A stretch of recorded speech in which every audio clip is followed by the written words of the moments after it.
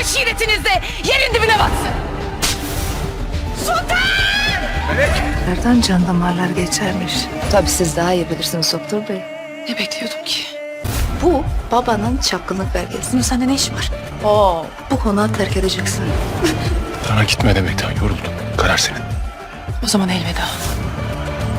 Sözüm sözdür. Здравствуйте, мои дорогие подписчики! Добро пожаловать на мой канал. Не забудьте подписаться, чтобы получать уведомления о новых видео.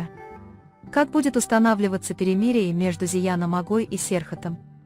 Почему Мелек кричит на Султан Ханем? Как Серхот и Мелек отреагируют на пощечину, которую Султан Ханем дала Мелек?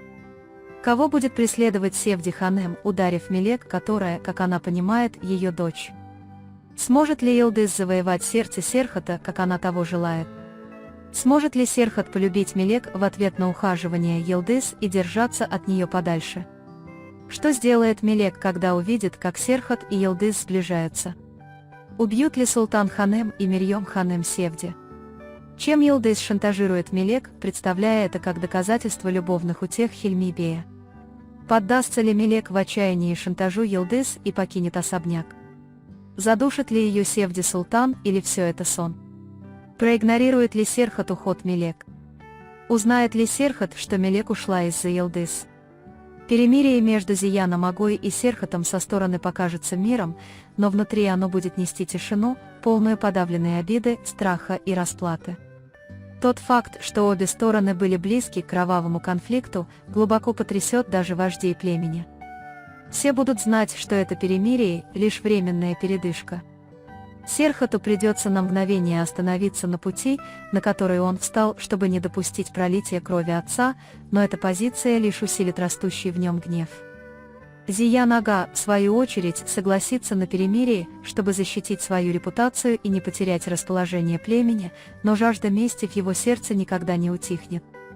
Даже когда Султан Ханем, боясь потерять сына, говорит Серхоту: «Кровь кровью не смоешь», страх в ее глазах показывает, что даже она не верит в это. Мелек заплатит самую высокую цену за это перемирие. Ведь невидимым фронтом этой войны станет ее сердце. Пока Серхот сражается с Зияном Агой снаружи, Мелек будет бороться внутри с суровым взглядом Султан Ханем, коварством Йылдыз и молчаливыми угрозами Мирьем Ханем. Все будут ожидать от нее покорности, но Мелек больше не будет молчать. Она вспомнит позор, ложь и игры, которые она пережила в первую брачную ночь, и ее страх превратится в ярость. Наконец она предстанет перед Султан Ханем и воскликнет: «Я невеста этого дома, но я никогда не была твоей дочерью». Это заявление взорвет все напряжение, годами копившееся в особняке. Султан Ханем будет ошеломлена. Разрываясь между праведностью Мелек и страхом пошатнуть свой авторитет. Гнев, подавленный в ее сердце, ударит ее по руке и даст пощечину Мелек. Звук пощечины разнесется по особняку, но сильнее всего он отзовется в сердце Серхота. В тот момент, когда Серхот слышит пощечину, он вбегает внутрь. Его взгляд метнется к руке матери, затем к заплаканному лицу Мелек. «Никто не смеет поднять руку на того, кого я люблю!» — крикнет она. Этот приговор станет бунтом Серхота, который годами ни разу не ослушался матери. Шок на лице Султан Ханем сменится страхом. Ведь в этот момент она осознает, что Серхот больше не сын, а мужчина, принимающий собственные решения. Слезы ручьем текут из глаз Мелек, дрожащим голосом она скажет: «Я не говорила против твоей матери, я говорила против несправедливости в этом доме». В этот момент сердце Серхота разорвется на части. Он будет разрываться между любовью к Мелек и преданностью матери. Но на этот раз любовь возьмет верх. Он возьмет Мелек за руку, поклявшись, что никогда никому не позволит причинить ей боль. В этот момент Султан Ханем наконец смирится с тем, что ее сын потерял сердце из-за другой, но она не сможет с этим смириться. Кто-то будет наблюдать за этой сценой снаружи особняка, Севди Ханем. Она увидит, как Мелек в слезах выходит из дома, и суровый взгляд Султан Ханем издалека. Слезы навернутся на ее глаза. Потому что эта пощечина будет не просто проявлением напряжения между невесткой и свекровью, это будет пощечина, отнятая у нее много лет назад. Ее сердце сожмется, и с ее губ сорвется следующая фраза: «Судьба бросает мою дочь, как и меня». В этот момент интуиция Севди, что Мелек, ее настоящая мать, снова вспыхнет. После этого инцидента Султан Ханем захочет вернуть себе контроль над особняком. Она позовет Мерьем Ханем и скажет: «Мы захватим этот дом, или все ускользнет от нас». Мерьем Ханем снова приведет в действие свои темные планы. По ее словам, с уходом Мелек в этом доме установится мир. Она включит в этот план и Елдыс.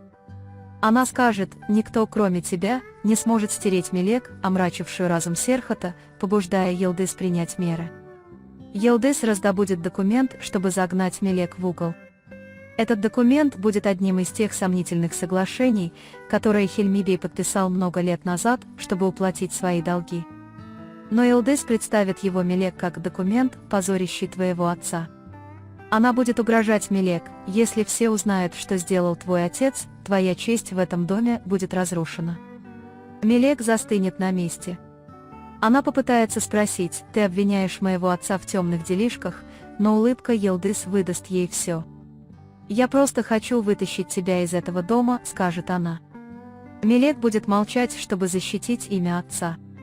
Она предпочтет пожертвовать своим, чтобы память об отце не была очернена. Она решит покинуть особняк. В ночь отъезда, когда она тихо проходит мимо комнаты Серхата, на глаза Мелек наворачиваются слезы. Она прошепчет: «Я любила тебя, но потеряла». В этот момент Серхату приснится сон, в котором Мелек держит его за руку и не отпускает. Проснувшись, он поймет, что Мелек ушла, но будет слишком поздно. Однако Севди Ханем в ту же ночь приснится другой сон. Во сне, душив Султан Ханем, она закричит: «Ты украла жизнь моей дочери». Слезы ручьем хлынут из ее глаз, она внезапно проснется и прошепчет: «Хватит». Этот сон станет для нее поворотным моментом. Утром она отправится на поиски Мелек. Она больше никого не будет слушать, решив раскрыть всю правду, которую молчала годами. Серхат же будет молчать еще несколько дней после ухода Мелек. Все подумают, что он сдался, но он обратит свое молчание в бурю. Он узнает истинную природу документа, который Елдыс держит в ее руке. Когда он увидит правду, его колени подкосятся. Он воскликнет: «Она не ушла, ее послали». Теперь война для Серхата начнется заново, но на этот раз он будет сражаться не кровью, а правдой. Смысл перемирия, заключенного с Зияном Агой, изменится в этот момент. Теперь война будет не за землю и деньги, а за любовь. Серхат пойдет на все, чтобы найти Мелек и вернуть ее. Ни слезы матери, ни козни Елдыс, ни угрозы Зияна Аги не остановят его. И тогда все поймут, что Серхат уже не просто господин, а мужчина, борющийся со своим сердцем. Мелек же будет не невестой, а женщиной, начинающей строить свою судьбу. Даже Султан Ханем однажды посмотрит в зеркало и поймет, что сама довела сына до безлюбия. Когда Севди встретит Мелек, ее взгляд откроет ей годы тоски. Однако Елдыс останется одна в своей собственной ловушке. В этой серии каждый из героев столкнется с истиной в своих сердцах. Наступит переломный момент, когда молчание сменится криками, обида, сожалением, а любовь – борьбой. И история в очередной раз покажет, что невозможно достичь рая, не пройдя через свой собственный ад. На этом мы завершаем очередной анализ. Вы можете поделиться своим мнением в комментариях.